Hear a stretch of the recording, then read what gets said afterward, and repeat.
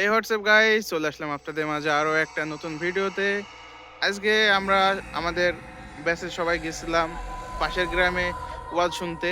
আজকে ভাইরাল বক্তা জনাব মুফতি আমির হামজা সাহেব আসছিল, ওখান থেকে ওয়াজ শুনে আসছি। কিন্তু দুর্ভাগ্যবশত আজকে আমরা কোনো গাড়ি পাইনি, তাই আমাদের এই যে দুর্গম রাস্তা দিয়ে হেঁটে যেতে হচ্ছে।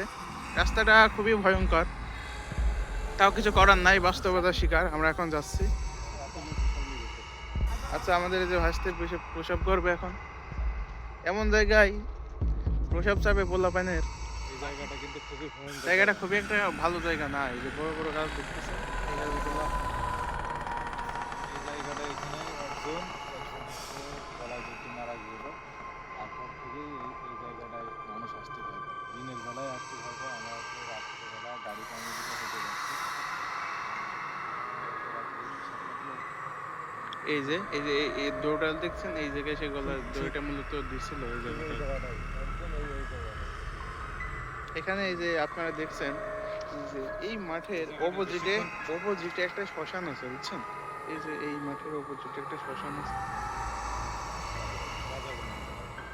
তো রাতুলের হইলো আটি এসকে জানি কি ব্যাপার, ওইভাবে দাঁড়িয়ে আছে কেন? এই হাত কান তুলা এই সরে দাঁড়া আস্তে রাতুল, এই খেলো রাতুল। রাতুল। এই যাও আগাও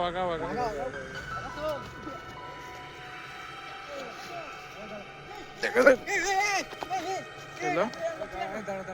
ওর ভিতরে কোনো অতৃপ্ত আত্মা ভর করেছে মনে হয়, যত সম্ভব কোনো জিন ভর করেছে তার উপরে। এই ওকে শোনো, আমরা হয়তো তার এই যে রানিং পথে তাকে আমরা বাধা সৃষ্টি করেছি, তার চলাফেরা পথ এই জায়গায়। রাতুল কি হইছে আসতে রাতুল এই ওর গায়ে হাত দাও, এরকম চিল্লিও না। এই যে সিনিয়র, আপনি একটু দোয়া দরদ বেড়ে গায়ে হাত দেন। আস্তে এই দাঁড়াও লা ইলাহা ইল্লাল্লাহ আস্তে এই আস্তে, ওর সাথে খারাপ ব্যবহার করো না।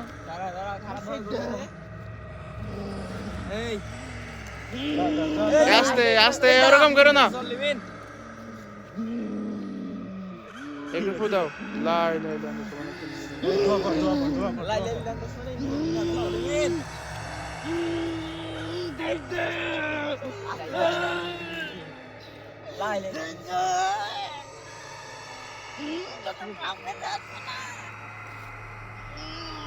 বলছি দোয়া পড়ে একটু ফু দেন না কেন আপনারা? একটু দোয়া পড়েন। ওকে দাঁড় করো। অজ্ঞান হয়ে যাবে এখন। অজ্ঞান হয়ে গেছে।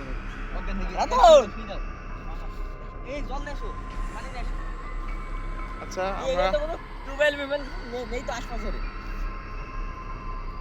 আচ্ছা ওকে আর কলা করে নাও, বাসায় নাও। আমাদের একটা দুর্ঘটনা ঘটে গেছে, আর কিছু করার নাই। ভিডিও আজকে এই পর্যন্ত থাকি। আমাদের জন্য দোয়া করে নেই, বাঁচার জন্য। বাসায় নিয়ে যাও, অজ্ঞান হয়ে গেছে।